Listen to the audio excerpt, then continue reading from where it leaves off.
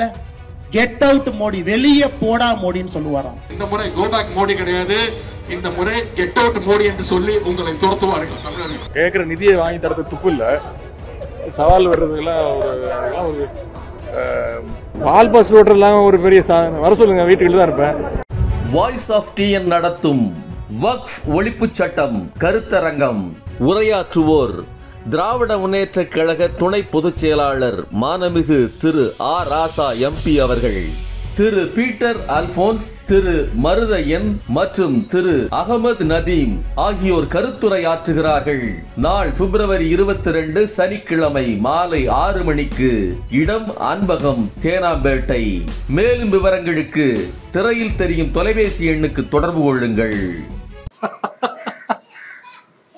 என்னங்க என்னங்க இன்னைக்கு ஃபுல் டே செம ஜாலியா போயிட்டு இருக்கு. அதாவது ரொம்ப மகிழ்ச்சியா இருப்பீங்க போல இருக்க. தூங்கிட்டு இருந்தவன எழுப்பி விட்டாங்க. ஒரு ஓரமா கடந்தாரு அந்த ஆளு. யாரு? மோடி.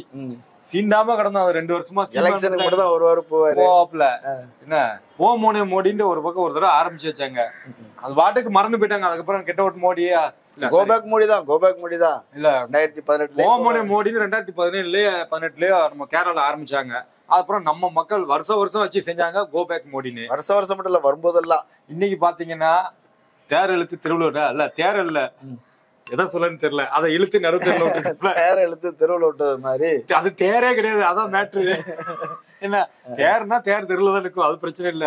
அதை இழுத்து தெருவுல விட்டு இந்த பக்கம் நீ கல்ல வச்சிடுறா, டேய் நீ இந்த பக்கம் செருப்பு வச்சிடுறா, டேய் இந்த பக்கம் நீ வாரில வச்சு அடிடான்னு அண்ணாமலை மோடி இழுத்து விட்டுருக்காங்க.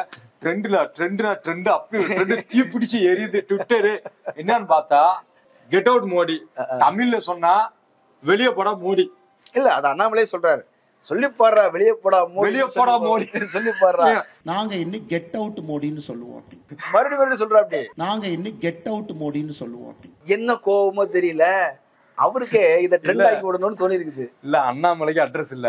அண்ணாமலை யார் அடிச்சா நாம ஃபேமஸ் ஆகும் பார்த்தா மோடி அடிச்சாதான் இங்க செட் ஆகும். உதயநிதி பேரை சொல்லி மோடி அடிச்சு விட்டாப்ல. இந்த அண்ணாமலை பேர் மாதிரி ட்ரெண்ட் ஆகுதுல. ஒரு வருஷமா அவரும் அந்த ஏதோ ஒரு 6 மாசம் ஒரு கோர்ஸ் பண்ணிருந்தாரு. எல்லாம் கிண்டல் பண்ணாங்க. கோர்ஸ் எல்லாம் கிடையாது, நீங்க எல்லாம் வேலை செஞ்சது போதும், சும்மா வெளியே டூருக்கு போயிட்டு வா. ஒரு 3 மாசத்துக்கு 6 மாசம் அண்ணன் அனுப்பி விட்டாங்கல்ல. வந்தது பிறகு உனக்கு தலைவர் பதவி கிடையாது, வீட்டுல ரெஸ்ட் எடுன்னு எச்ராஜா கிட்டையும் தமிழிசைகிட்டையும் பொறுப்பு கொடுத்துட்டாங்க. இப்ப அவருக்கு ட்ரெண்ட் ஆகிறதுக்கு சாட்டை வச்சு அடிச்சு பார்த்தாரு. கணக்கு தானே அடிச்சு பார்த்து ரீச் ஆகாத ஆளு. இன்னைக்கு பாத்தீங்களா எல்லாருமே வந்து மோடி அடிக்காங்க கூடவே அண்ணாமலை பாடுறா டே அண்ணாமலை டே பாடுறா அண்ணாமலைன்னு போட்டு செருப்பால அடிக்கிறாங்க. மோடி அடிச்சாதான் பெரிய ஆள் ஆக முடியும். ஆக அண்ணாமலைக்கே தெரிஞ்சிருக்குது மோடி அடிச்சாதான் நாமளும் பெரிய ஆள் ஆக முடியும்னு. அதுவும் தமிழ்நாட்டுல, மத்த ஸ்டேட்ல இல்ல. நான் இன்னும் ஒரு ட்வீட் பார்த்தேன். அந்த ட்வீட்ல மோடி வந்து ஒரு கிளி பக்கத்துல போறாரு. கிளி வந்து இப்படி கையில போய் நிக்க போகுது. அப்படி கை நீட்டாரு, கிளி மோடியை பார்த்து அப்படியே விலகி போகுது. கிளிக்கு கூட தெரிஞ்சிருக்குது, தமிழனுக்கும் அந்த கிளிக்கு தவிர மிச்சம் எல்லாத்துக்குமே தெரிஞ்சிருக்குது மோடி வந்தா தூரம் போயிடணும் இல்ல வெளில தள்ளிடணும் அப்படின்னு. ஆக அந்த கிளிக்கு கூட அறிவு இருக்கு, சரிதானே? வடக்கனுக்கு தான் அறிவு இல்லை அப்படின்ட்டு சொல்றாங்க. அவங்க வடக்கன்கள் பாவம், அவங்கள ரொம்ப வருஷமா அவங்கள ஏமாத்திட்டு இருக்காங்க. அதுக்கு அங்க பெரியார் இல்ல, சரிதானே? அம்பேத்கரை சரியா பயன்படுத்தவில்லை, இவனும் பயன்படுத்திக்கிட்டாங்க. இதுதான் மேட்ரு. ஆக இன்னும் சொல்ல போனா உதயநிதிட்டு போய் ஒரு மறுபடியும் 9 கேப்ல பிரஸ் மீட்ல போய் கேக்குறாங்க உதயநிதிட்ட, ஏன் என்ன இந்த மாதிரி உங்க வீட்டுல வந்து போஸ்ட் ஓட்டுன்னு சொல்றேன் வந்து பாக்க. இதுல ஒரு இன்னொரு கூத்து ஒண்ணு நடந்திருக்குது. என்ன தெரியுமா? நியூஸ் தமிழ்ல போட்டிருக்காங்க, உலக அளவில் ட்ரெண்டிங் ஆகும் கெட் அவுட் மோடின்னு. அவ்வளவுதான். என்ன மிரட்டினானுங்களா, யார் போன் போச்சோ தெரியல, அதை எடுத்துட்டாங்க. ஆனா நம்ம ஆட்கள் இருக்க பாருங்க, டேய் நியூஸ் தமிழ் நீ விட்டுருவ, ஆனா நாங்க விட மாட்டோம், நாங்க தான் காப்பி பண்ணி வச்சிருக்கோமே இந்த அப்படின்னு அதையும் தூக்கி ட்விட்டர்ல போட்டு அடி. ஒருத்தன் என்ன போட்டிருக்காங்க, நான் வீட்டுக்கு போறேன் கெட் அவுட் மோடி. இன்னொருத்தர் சொல்றான், நான் சாப்பிட போறேன் கெட் அவுட் மோடி. வந்தா போனா கெட் அவுட் மோடி போட்டு இருக்கிறாங்க. இருடா எங்க அண்ணனை வந்து கூட்டு வர அப்படின்னு சொல்லி கூட்டு வந்து, என்ன அடிச்சுட்டல நீ, இங்க பாரு எங்க அண்ணன் அடிச்சு பாரு, சின்ன பையன் தான் நீ அடிச்சிட்ட. என்ன தலைவா உன்னை ஏதோ ஒரு வேற ஒரு ஸ்பெஷல் ஐட்டத்தை வச்சு அடிச்சிருக்காங்க கருமா அப்படிங்கிற மாதிரி தெருவில் விட்டா. அப்படி எப்படி பார்த்தாலும் சரி, அதாவது ரொம்ப காலமா இந்த get out Modi, go back Modi இதெல்லாம் எதுவுமே இல்லாம இருந்தது. காசு கொடுக்கல, உதயநிதி கேட்டாரு, உங்க அப்பா வீட்டு காசையா கொடுக்குற அப்படின்னு ஏற்கனவே ஒருத்தர் கேட்டாரு. அதே தான் இப்பவும் கேட்டாப்ல. அந்த கேள்விக்கு பதிலா வந்து நீ என்ன சொல்லணும், காசை கொடுக்குறோன்னு சொல்லணும், இல்ல கொடுக்கலன்னு சொல்லணும், இல்ல இதுதான் கொடுத்துருக்கோம் அப்படின்னு சொல்லணும். அதை விட்டு முடிஞ்சா எங்க அண்ணனை தொட்டு பாடுறா, முடிஞ்சா எங்க லெக் தான் காலிலே போட்டு பாடுறா. ஒவ்வொரு தேர்தல் நேரத்திலையும் பல்வேறு பிரச்சனை நேரத்திலயும் வந்து முதலமைச்சர் சொல்றாரு, தமிழ்நாட்டுக்குன்னு சிறப்பு நிதி ஏதாவது ஒதுக்கிருக்கீங்களா, சிறப்பு திட்டம் ஏதாவது செஞ்சிருக்கிறீங்களா, ஒரே ஒரு எய்ம்ஸ் மருத்துவமனை கேட்டுறேன்னு சொன்னீங்க, ஒரே ஒரு செங்கலை வச்சுட்டு போனீங்க, அந்த செங்கலும் கூட இட்டு போச்சு, அது மண்ணா போச்சு, இப்பவும் வரமாட்டேன்றீங்க. எந்த அடிப்படையில நீங்க வந்து எங்க மோடியை பேசலாமா, அதை பேசலாமா, இதை பேசலாமான்னு எப்படி கேட்பீங்க நீங்க? இதுல ஒருத்தர் ரொம்ப ரொம்ப அவர் வந்து தீவிரமான ஒரு தமிழரா இருப்பல. என்ன தெரியுமா போட்டிருக்காரு, வெளியே போட அயோக்கிய ரசிகர், மோடின்னு கூட போடல, வெளியே போட அயோக்கிய ரசிகர், அதை சொன்னாலே எல்லாரும் புரிஞ்சுக்கிடுவாங்கன்னு அவரு வெளியே போட அயோக்கிய ரசிகர்னு போட்டு வச்சிருக்காரு. இப்போ உதயநிதிட்ட ஒரு பிரஸ் மீட்ல கேக்குறாங்க, இந்த மாதிரி நீங்க சொல்லிட்டீங்க, அவர் வந்து அண்ணாமலை வந்து உங்க வீட்டுல வந்து போஸ்ட் ஓட்டுற அப்படிங்காருன்னா, இது வந்து எனக்கும் அவருக்குள்ள பிரச்சனை இல்ல, இது நமக்கு வர வேண்டிய நிதி பிரச்சனை, தமிழ்நாட்டுக்கு வர வேண்டிய நிதி பிரச்சனை. உனக்கு வந்து நிதி வாங்கி கொடுக்க வக்கு இருக்கா? மாநில தலைவரா டெய்லி வந்து நீ போய் பேசிட்டு இருக்கிற, அமித்ஷாட்ட பேசுற, மோடிட்ட பேசுற, பேசுற, தமிழ்நாட்டுக்கும் உனக்கு வக்கு இருக்குதா நிதி வாங்கி கொடுக்கறதுக்கு? இருந்துச்சுன்னா நீ வா, அண்ணா சாலை வா, அப்புறம் பாத்துக்கலாம். ஹிந்தி தெரியும்ல, தர்மேந்திர பிரதான் பேசு. என்ன அது கரெக்டான ஒரு போட்டோ போட்டிருக்காங்க, உதயநிதியும் யாரு அண்ணாமலை நிக்கிற, அது பாருங்க. இன்னொருத்தர் இந்திரன் ஒருத்தர் போட்டிருக்காரு, என்ன போட்டிருக்காரு அப்படின்னா, ரயில்வே பட்ஜெட்டை ஒழிச்ச, சாதாரண மக்களின் ரயில்களை குறைச்ச, வந்தே பாரத்னு விலை ஏற்றி கொடிய ஆட்டின் தினம் ஒரு ரயில் விபத்து, மக்கள் உயிரிழப்பு, ஏழை மக்களை முட்டி மோத வைத்து சாகடித்தாய், உனக்கு 1 லட்சம் கோடியில் புல்லட் ரைட் ஒரு கேடா போட்டு போட்டோஸ் எல்லாம் போட்டு, யாரு மோடி இறந்து போனவங்களோட இதெல்லாம் எல்லாருக்குமே அவ்வளவு கோவம் இருக்காரு. என்ன போட்டிருக்காருன்னா, கெட் அவுட் மோடி. ஆமா, எல்லாம் டிசைனா எப்படிதான் யோசிப்பாங்கன்னு தெரியல.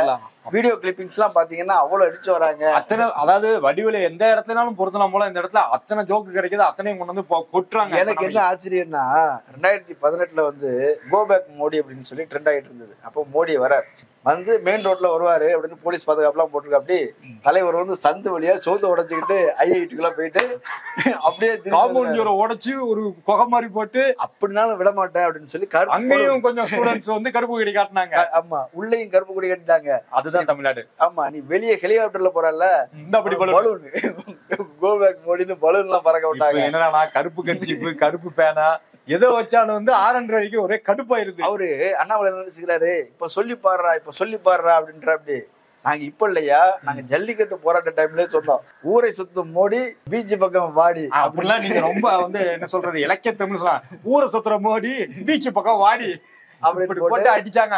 அடிச்சாங்க அந்த நேரத்துல. அதெல்லாம் ட்ரெண்ட். நாங்கெல்லாம் வந்து தமிழ்நாடு முழுக்க அதெல்லாம் வந்து கொண்டாடி அப்போ ஜல்லிக்கட்டுல ஆரம்பிச்சு இன்னைக்கு இந்த நிதி வரைக்கும், என்னது பள்ளி குழந்தைகளோட நிதி வரைக்கும் இந்த ஆளு வாங்காத அடி இல்ல.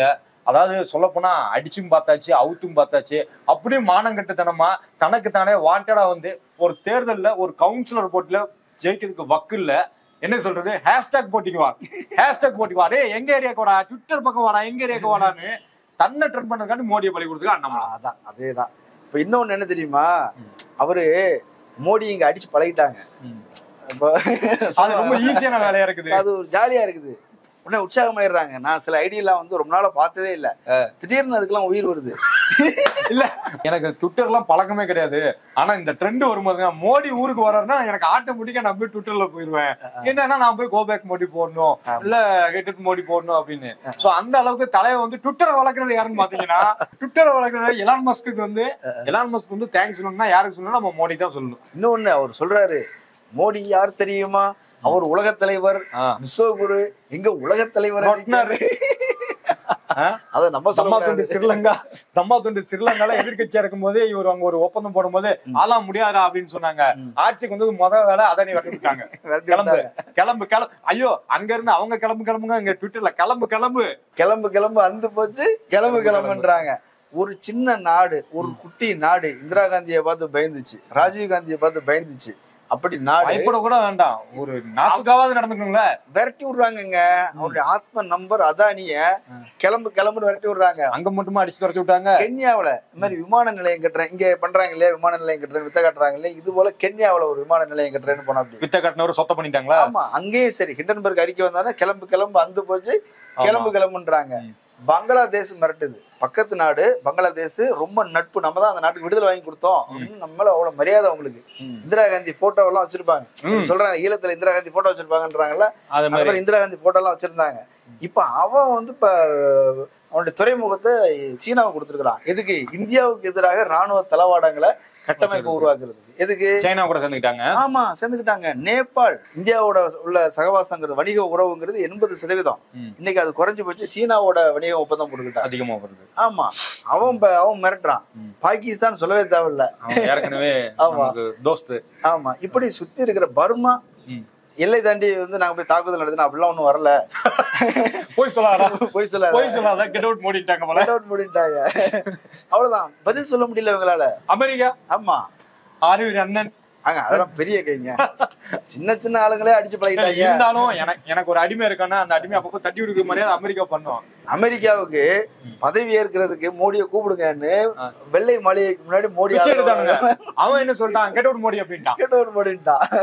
அவங்க கூடவே இல்ல. அப்புறமும் மறுபடியும் கெஞ்சுறாங்க, ட்ரம்ப் வந்துட்டாருங்க, கூப்பிடுங்கன்ற. அப்படி எதுக்கு? அந்த அதானி மேல உள்ள வழக்கை ரத்து பண்றதுக்கு.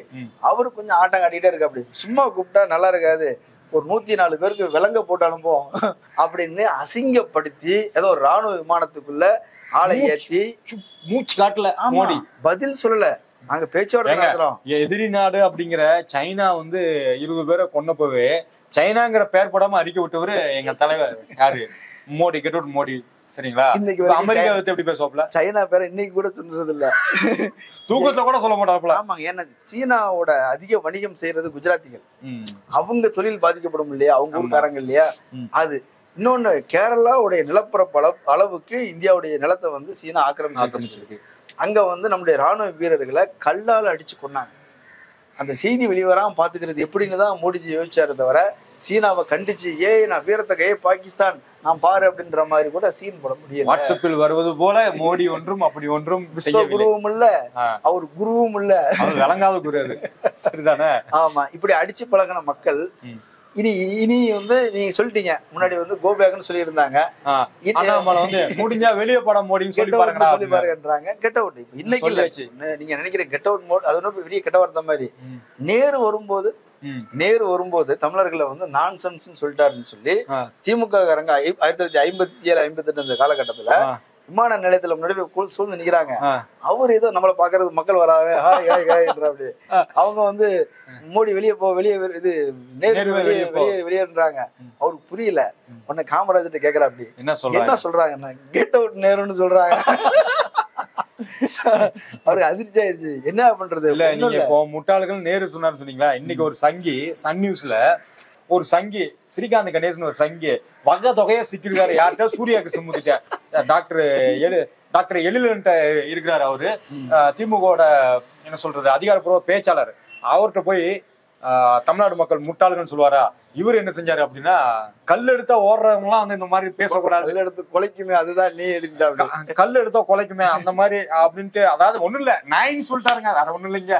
அதே பெரிய மதிப்பீடு. இப்ப நாய்ங்க எல்லாம் கோவப்படும். சூர்யா கிருஷ்ணமூர்த்தி அவங்களுக்கு என்ன அப்படின்னா இந்த விமர்சனங்கள். எனக்கு இப்ப என்ன பயன்னா, சூர்யா கிருஷ்ணமூர்த்தி வெளியில போனா நாய்களுக்கு கண்டனம் தெரிவிக்குமே, நீ எப்படி என்னை வந்து ஒரு சங்கி கூட நீ ஈக்குவல் பண்ணி பேசலாம் அப்படின்னு. அதுக்கு என்ன செய்ய போறாங்க? இல்லங்க, சங்கிகள்கிட்ட தான் நம்ம மன்னிப்பு கேட்க முடியாது, நாய்கள்கிட்ட மன்னிப்பு கேட்கலாமா? Right, okay. சரி, ஒரு தடவை இப்படிதான் வந்து எம்ஜிஆரை வந்து கழுதையோட ஒப்பிட்டு வந்து ஒரு கார்ட்டூன் வந்து துக்ளக்ல போட்டா. அப்படி ஓகே, துக்ளக்ல போட்ட உடனே அமைச்சர்கள், அதிமுக அமைச்சர்கள் எல்லாம் கண்டனம் தெரிவிக்கிறாங்க. எப்படி வந்து தலைவர், புரட்சி தலைவர் எம்ஜிஆரை கழுதையோட நீங்க ஒப்பிடுவீங்க அப்படின்னு சொன்ன உடனே, நான் இதுக்கு வருத்தம் தெரிவிக்கிறேன், இனி கழுதையோட ஒப்பிட்டு நான் வந்து போட மாட்டேன், கழுதையை மன்னிச்சிரு அப்படின்னு சொல்லி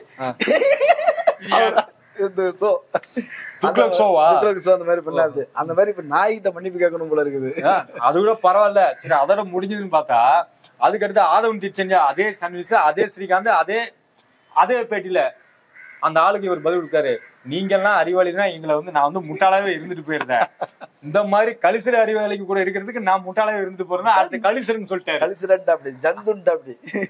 ஆக ஒரு பக்கம் பெரியவர் யாரு ஜி, அவரை கெட் அவுட் மோடி, வெளியே படா மோடின்னு அண்ணாமலை முதற்கொண்டு எதிர்கட்சிக்காரவங்களுக்கு அடி பொழந்து இருக்கிறான். இந்த பக்கம் சன் நியூஸ்ல சங்கிங்க வந்து இந்த மாதிரி சூர்யா கிருஷ்ணமூர்த்தியும் ஆதவன் தீட்சணை அவர்கிட்டையும் போட்டு செருப்படி வாங்கிட்டு இருக்காங்க. ஆக மொத்தம் தமிழ்நாட்டுல இப்படி போனாலும் சரி, அப்படி வந்தாலும் சரி, குழி தோண்டி வந்தாலும் சரி, சோத்த உடச்சு வந்தாலும் சரி, ஹெலிகாப்டர்ல பறந்தாலும் சரி, இல்ல நீ நீர்மூழ்கி கப்பல்லே வந்தாலும் சரி, விளக்கமாறு செருப்பும் எடுத்து வச்சுட்டு வெளியே போடா மோடி அப்படின்னு தான் சொல்லுவாங்க. இதுதான் இன்னைக்கு உறுதியா இருக்குது. ஆமா, நாங்க இன்னைக்கு கெட் அவுட் மோடின்னு சொல்லுவோம். வசமா வந்து கோத்து விட்டுட்டார் அண்ணாமலை. நன்றி அண்ணாமலைக்கு. ஆமா அண்ணாமலை நீ ட்ரெண்ட் ஆயிட்ட, உன் நோக்கம் கரெக்ட் தான், நிறைவேறிடுச்சு. மறுபடியும் அண்ணாமலை லைம் லைட்டுக்கு வராரு. இப்ப சீமா யோசிச்சுட்டு இருப்பாப்ல, ஐயோ நாம மட்டும் தானே லைட்ல இருந்தோம், இந்த ஆளு வேற இப்ப வந்துட்டானே, என்ன இன்னொருத்தன் உளர்றானே அப்படின்னு. எத்தனை பேரா நாங்களும் தாங்க பிடிக்க, எத்தனை பேரா அடிய. சீமான் வருவாரு, அதுக்காகவும் நாங்க காத்துட்டு இருக்கோம். நன்றி. அரண்சை நண்பர்களுக்கு வணக்கம். அரண்சை ஊடகம் சுயேட்சையாக இயங்குவதற்காகவே உருவாக்கப்பட்டது. நாம் செய்கிற வேலை உண்மையிலேயே மக்களுக்காக செய்கிறோம் என்பதை நீங்கள் நம்பினால், வாய்ப்பு இருந்தால் இந்த ரேசர் பே QR கோடுக்குள்ளே நீங்கள் அதை ஸ்கேன் பண்ணி எங்களுக்கு உங்களால் இயன்றதை விருப்பம் இருந்தால் ஆதரவு தெரிவிக்கலாம்.